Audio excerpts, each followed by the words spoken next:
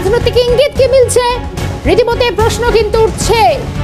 আজকের এই ভোটে শুভেন্দু হুঁশিয়ারিতে কি রাজু নস্কর ময়দানে নেই, তাকে ময়দানে দেখা যাচ্ছে না, কিন্তু তৃণমূল নেতার ডেরায় কুণাল ঘোষ।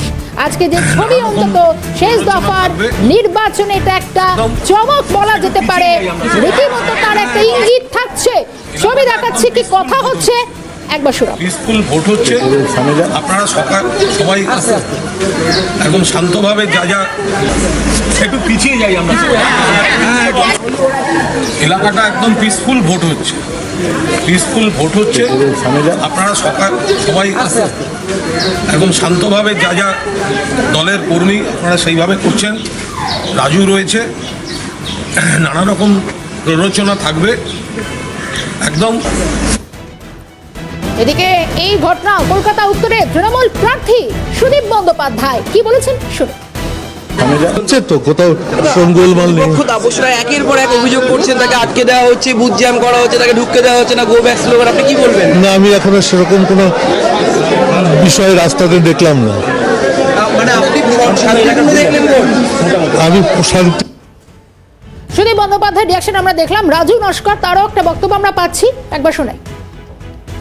তৃণমূল কংগ্রেসের পক্ষে ভোট হচ্ছে, ভোট করাচ্ছে আমাদের মমতা ব্যানার্জি, আমাদের নেত্রী, অভিষেক বন্দ্যোপাধ্যায়, আমরা সৈনিক।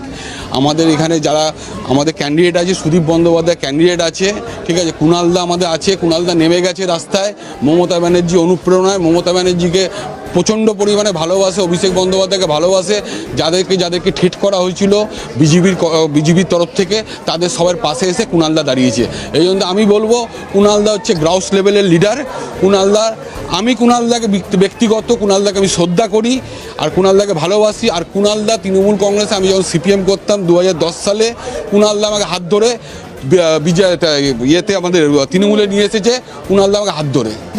আমাদের মাথার উপরে যেমনি আজকে কুণালদার মতন লিডার আমাদের মাথার উপরে হাত রেখেছে, ঠিক আছে, পরেশ পাল আছে আমাদের বিধায়ক, ঠিক আছে, আমাদের ক্যান্ডিডেট সুদীপ বন্দ্যোপাধ্যায় আছে, সেমনি তাদের যেমনি আমাদের প্রতি ভালোবাসা শ্রদ্ধা আছে, তার প্রতি আমাদের আরও জনসমর্থন বেড়েছে ও আমাদের জনসমর্থন কমেনি। বেশ, সবটাই শুনলাম রাজু নস্কর, তিনি নিজেকে বলছেন। কুণাল ঘোষের বক্তব্য শোনাই।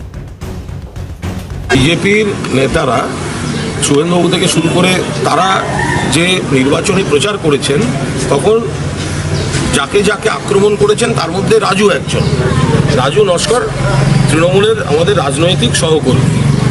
এবার তাকে এই আক্রমণগুলো করে গেছে, সাবধানে থাকতে হবে, এই করব ওই করব, সেই কারণেই যে আমার রাজনৈতিক সহকর্মী, ফলে ওর নাম করে একাধিকবার যেহেতু নানা ধরনের আক্রমণ হয়েছে, তাই ভোটের দিন ও কোনো গোলমালে জড়িত নয়, এমন কোনো চক্রান্ত আমরা বরদাস্ত করব না।